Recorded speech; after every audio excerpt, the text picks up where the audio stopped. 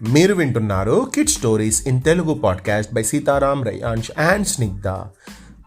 మనం వింటున్నాం బేతాళ కథలు. ఎప్పటిలాగే విసుగు చెందని విక్రమార్కుడు చెట్టు వద్దకు తిరిగి వెళ్ళి చెట్టుపై నుంచి శవాన్ని దించి భుజాన వేసుకొని మౌనంగా శ్మశానం వైపు నడవసాగాడు. అప్పుడు ఆ శవంలో ఉన్నటువంటి బేతాళుడు విక్రమార్కుడితో ఇట్లా అంటున్నాడు, ఏ రాజా, నువ్వు ఎవరి కోసమో నువ్వు ఇంత పనులు చేస్తున్నావు, ఎవరి పైన నీకు అంత విశ్వాసం ఉన్నది, అయినా కూడా నువ్వు వాళ్ళ మీద అంత విశ్వాసం ఉంచావు, అది నీ విధి. కానీ వాళ్లకు నీ మీద ఎంత విశ్వాసం ఉంది అనేది తెలుసుకోవాలి నువ్వు. మరి నీకు శ్రమ లేకుండా ఉండడానికి నన్ను మోస్తున్నావు కదా, ఈ శవాన్ని మోస్తున్నావు కాబట్టి నీకు శ్రమ లేకుండా ఉండడానికి నీకు ఒక కథ చెప్తా, వింటావా? వినాల్సిందే. విని కూడా నువ్వు గనక సమాధానం తెలిసి కూడా చెప్పకపోతే నీ తల 1000 ఒక్కలవుతుంది అని చెప్తాడు. సరే కథ విను అంటూ చెప్తూ ఉన్నాడు. ఏంటా కథ అంటే 3 రాణుల కథ. ఒక దేశం ఉంది, ఆ దేశం పేరు మయంక దేశం. ఆ మయంక దేశానికి ఒక రాజకుమారుడు ఉన్నాడు, అతని పేరు సుజితవర్మ. ఈ మయంక దేశపు రాజులకు ప్రధగా రాజకుమార్తెలు రాణులుగా ఉండడం అనేక తరాలుగా వస్తున్నది. ప్రధగా అనే ఇంకో దేశం ఉంది, దానికి అందులో ఉండేటువంటి రాజకుమార్తెలే వాళ్ళ భార్యల్లాగా వస్తారన్నట్టు ఈ మయంక దేశం వాళ్ళ దగ్గరికి. అనేక తరాలుగా ఈ విధంగానే జరుగుతున్నది.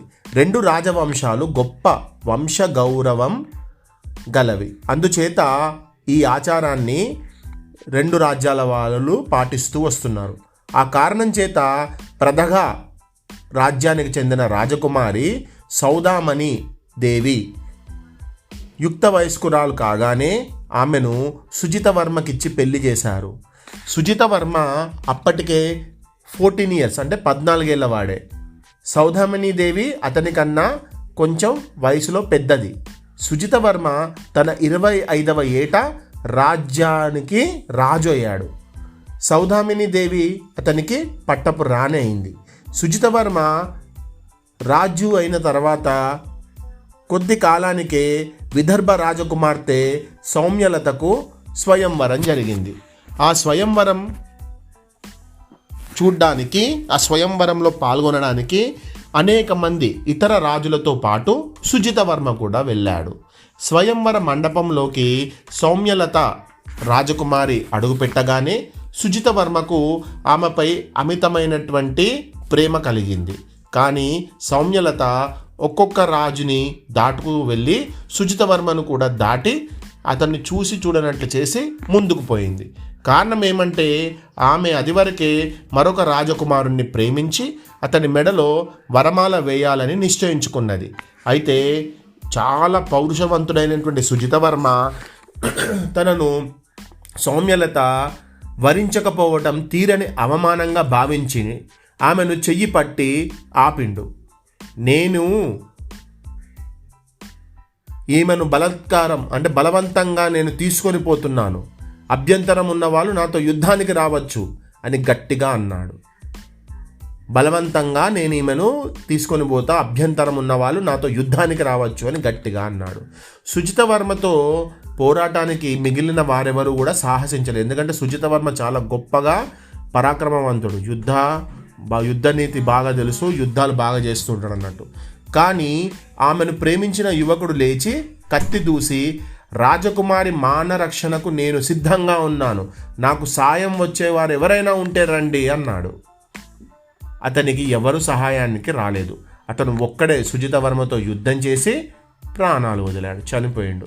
తర్వాత సుజితవర్మ సౌమ్యలతను తన నగరానికి తీసుకొని పోయి తనకు 2వ రాణిగా చేసుకున్నాడు, పెళ్లి చేసుకున్నాడు. ఇది జరిగిన కొన్ని సంవత్సరాల తర్వాత సుజితవర్మ అడవికి వెళ్ళి వేటకు వెళ్ళిండు. అక్కడ ఒక కొలనులో స్నానం చేస్తున్నటువంటి అడవిలో ఉండేటువంటి ఒక కన్యను చూసి ఆమెను కూడా పెళ్లి చేసుకోవాలి అనుకున్నాడు. ఈ సంగతి అక్కడ ఉన్నటువంటి అడవిలో ఉన్న వాళ్ళందరికీ తెలిసి కొన్ని 100 మంది ఆ అడవి వాళ్ళు ఈటలు బాణాలు పట్టుకొని వచ్చి రాజుని చుట్టుముట్టారు. రాజు వెంట వచ్చిన అందరూ కూడా ఎవ్వరు కూడా వాళ్ళని ఎదిరించలేకపోయిండ్రు. సుజితవర్మ తాను చేసిన పనికి శిక్ష తప్పదని గ్రహించి ఆమెను కూడా పెళ్ళి అక్కడే చేసుకొని 3వ రాణిగా చేసుకున్నాడు. ఆమె ఏం చేసింది, అందరికీ కూడా వాళ్ళందరూ ఉన్నారు కదా అక్కడ అడవిలో ఉన్న వాళ్ళందరికీ కూడా బంగారు నాణాలు, బహుమానాలు, ఇంకా వాళ్ళకి కావలసినటువంటి అన్నీ కూడా ఇచ్చేసి వాళ్ళని మంచి చేసుకున్నాడు. తన 3 రాణులతోనూ సుఖంగా కాపురం చేస్తూ సుజిత వర్మ రాజ్యపాలన చేస్తూ ఉండగా అతని గృహానికి, అంటే అతని ఇంటికి ఒకరోజు ఒక సిద్ధుడు వచ్చిండు. ఆయన భోజనం చేసేటప్పుడు 3 రాణులు ఆయనకు వడ్డన చేయడానికి వచ్చిండు. కానీ ఆ సిద్ధుడు వారు వడ్డించడానికి ఒప్పుకోలేదు. మామూలు సేవకుల చేత వడ్డన చేయించుకొని భోజనం ముగించిండు. అనంతరం రాజు ఆ సిద్ధుడితో ఏకాంతంగా కూర్చొని మాట్లాడుతూ, స్వామి, మీకు వడ్డన చేయమని నేనే నా భార్యలను ఆజ్ఞాపించాను. వారిని ఎందుకు మీకు వడ్డన చేయకుండా మీరు అడ్డుకున్నారు అని అడిగాడు. సిద్ధుడు ఆ రాజు వైపు చూసి, రాజా, నీ భార్యల తత్వం నీకన్నా నాకే బాగా తెలుసు. వారిలో ఒకరు ఎంత మాత్రమో విశ్వసించదగిన మనిషి కాదు అన్నాడు. అంటే నీ 3 భార్యల్లో ఒకరు చాలా కన్నింగ్ ఫెల్లో, వాళ్ళను నువ్వు ట్రస్ట్ చేయొద్దు అని చెప్పిండు. రాజు ఆశ్చర్యపోయిండు. అతను 3 భార్యల పట్ల సమబుద్ధితోనే నడుచుకుంటున్నాడు. అంటే వాళ్ళ 3ని ఈక్వల్గానే చూస్తున్నాడు. బట్ వాళ్ళ 3 ఎవరో ఒకరు ఈయనంటే కొంచెం నమ్మకం, అంటే ఈయనంటే కొంచెం కోపంగానే ఉన్నారు. వాళ్ళు ఎవరు అనేది తెలియదు. వారు కూడా అతని పట్ల అలాగే ఉంటున్నారు. వారికి కూడా ఎలాంటి కలతలు, ఈర్ష్యలు ఉన్నట్లు లేవు. స్వామి, మీ మాటలు చాలా చిత్రంగా ఉన్నాయి. నా భార్యలలో విశ్వసించరానిది ఎవరు? అంటే నేను ఎవరిని ట్రస్ట్ చేయకుండా, అన్ట్రస్ట్ వర్త్ ఎవరు? అంటే ఎవరిని నేను అంటే విశ్వాసం లేకుండా ఎవరున్నారు అని రాజు సిద్ధుణ్ణి అడిగిండు. నాకు వారు విడివిడిగా తెలియదు నాయన. నాకు వడ్డించవచ్చిన వారిలో ఒకళ్ళను విడిచిపెట్టచ్చు అని మాత్రం నేను చెప్పగలను. ఆమె ఎవరో నువ్వే తెలుసుకొని సాధ్యమైనంత త్వరలో ఇక్కడి నుంచి పంపించి వేసాయి అని అన్నాడు సిద్ధుడు. నాకు ఏ ఒకరి గురించి అనుమానం లేదు. వారిలో ఒకరిని నేను నమ్మకంగా ఉంచుకోకుండా ఎలా చేయగలగాలి, రుజువు ఎలా చేయగలగాలి అన్నాడు రాజు. రుజువు చేయటం ఏమంత కష్టం కాదు, నేను చెప్పినట్టు చెయ్యి అని సిద్ధుడు రాజుకు ఒక ఉపాయం చెప్పిండు. మరి కాసేపటికి రాజు తీవ్రమైన ఏదో వ్యాధి వచ్చినట్టు బాధపడుతూ త్వరలో చికిత్స జరగకపోతే ప్రాణాపాయం కలిగేటట్టు రాజభవనంలో వార్త పుట్టింది. అందరూ వచ్చి ఆ సిద్ధుణ్ణి, స్వామి, ఈ వ్యాధికి చికిత్స ఏమిటి అని అడిగిండు. ఇక్కడ ఏం చేసిండు, కావాలనే ప్లాన్ చేసుకున్నారు. ఏంటి అంటే రాజుకి ఏం చెప్పిండు సిద్ధుడు, నీకు ఏదో ఒక వ్యాధి వచ్చినట్టు నువ్వు నటించు అనేసరికి ఆయన అలాగే నటిస్తున్నాడు రాజు. రాజపత్నులు తమ కాళ్ళు కడుక్కొని ఆ నీరు పంపితే రాజు ఆ నీరు తాగితే వ్యాధి నివారణ అవుతుంది అన్నాడు సిద్ధుడు. వెంటనే ఒక దాసి 3 రాణుల అంతఃపురాలకు వెళ్ళి బంగారు కలశాలతో పాద ప్రక్షాళనోదకం తెచ్చింది. అంటే కాళ్ళు కడిగిన నీళ్లు తీసుకొని వచ్చింది. అయితే 2 కలశాలే ఉన్నాయి, 2 ఉన్నాయి, ఇంకొకటి లేదు. మహారాజా, పెద్దరాణి గారు నీరు ఇవ్వకుండా అంటే నీరు ఇవ్వలేదు అని ఆ దాసి చెప్పింది. మహారాజా, పెద్దరాణి గారు నీరు ఇవ్వలేదు అన్నది దాసి. రాజు ఆమెను పంపేసి, స్వామి, నమ్మదగని మనిషి నా పట్టమని మహిషే అవుతుందా? అంటే ఆమె తన కాళ్ళు కడిగిన నీరు ఇవ్వడానికి నిరాకరించడానికి కారణం ఏమిటి? నేను ఈ రోగంతో చనిపోవాలా అని సిద్ధుణ్ణి అడిగాడు. రాజా, తొందరపడకు, 2 కుక్కలను తెప్పించు అన్నాడు సిద్ధుడు. 2 కలశాలలోని నీరు 2 పల్లాలలో పోసి 2 కుక్కల చేత తాగించాడు. అందులో ఒక కుక్క గిలగిలా తన్నుకొని చచ్చింది. చూసావా రాజా, ఈ కలశం పంపిన భార్య ఎవరైతే ఈ కలశం పంపించిందో ఆమెనే నువ్వు విడిచిపెట్టాలి. ఆమె వల్ల నీకు ఎప్పటికైనా ప్రాణాపాయం ఉన్నది అన్నాడు సిద్ధుడు. రాజు తన బుద్ధి ఉపయోగించి ఆ కలశం పంపినది తన 2వ భార్య అయి ఉంటుందని గ్రహించి ఆమెను విడిచిపెట్టి మిగిలిన 2 భార్యలతో చాలా కాలం సుఖంగా ఉన్నాడు. అంటే ఏం చేసిండ్రు, ఫస్ట్ భార్య పంపలేదు, అనుమానం ఫస్ట్ భార్య మీద వచ్చింది ఫస్ట్. కానీ అసలైన కల్ప్రిట్ ఎవరు? 2వ భార్య. రాజుకి నయం కావాలి అంటే ఆ కాళ్ళు గడిగిన నీరులో విషం పెట్టి పంపించింది. సిద్ధుడు ఏం చేసిండు, తొందరపడి తాగకని చెప్పి ఫస్ట్ ఆ నీళ్లను కుక్కకు తాగిపించిండు. కుక్క చచ్చిపోయింది. అంటే రెండో భార్య విషం పంపించింది. ఈ స్టోరీని బేతాళుడు విక్రమార్కుడికి చెప్తున్నాడు.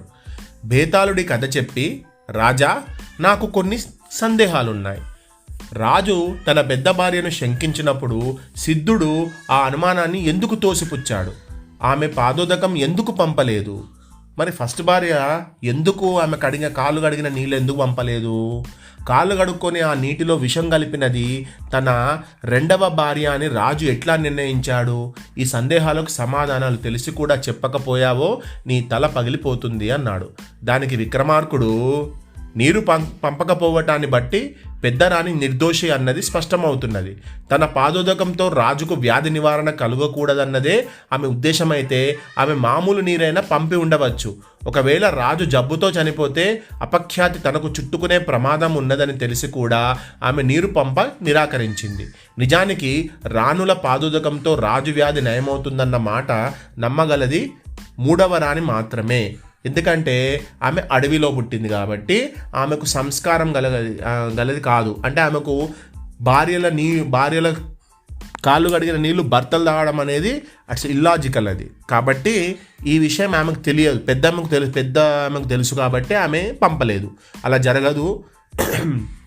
కాళ్ళు కడిగిన నీళ్ళతోటి రోగాలు నయమవుతాయనేది ఆమె విశ్వసించలేదు మొదటి భార్య. కానీ రెండో భార్య పంపింది, అందులో విషం పెట్టి పంపింది. మూడో భార్య ఏం చేసింది?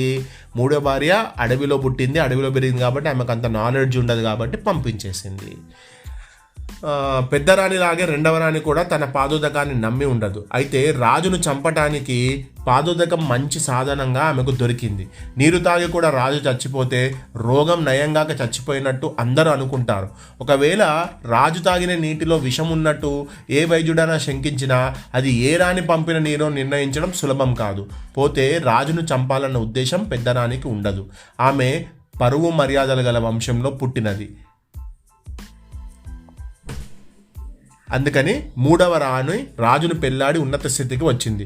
రాజు వల్ల తన ప్రియుణ్ణి కోల్పోయిన విదర్భ రాజకుమార్తె సౌమ్యలతే అన్ని విధాలా అనుమానించదగింది. ఎందుకంటే ఆమెను కిడ్నాప్ చేసి తీసుకొని వచ్చి బలవంతంగా పెళ్లి చేసుకున్నాడు కాబట్టి ఆమెనే చంపాలని చూసింది అన్నాడు.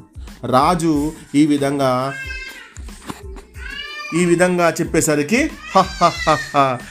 రాజా నువ్వు చెప్పిందంతా కరెక్ట్ అన్నట్టే తల ఊపేసి బేతాళుల్లోని శవము మళ్ళీ చెట్టుపైకి ఎక్కి కూర్చున్నాయి.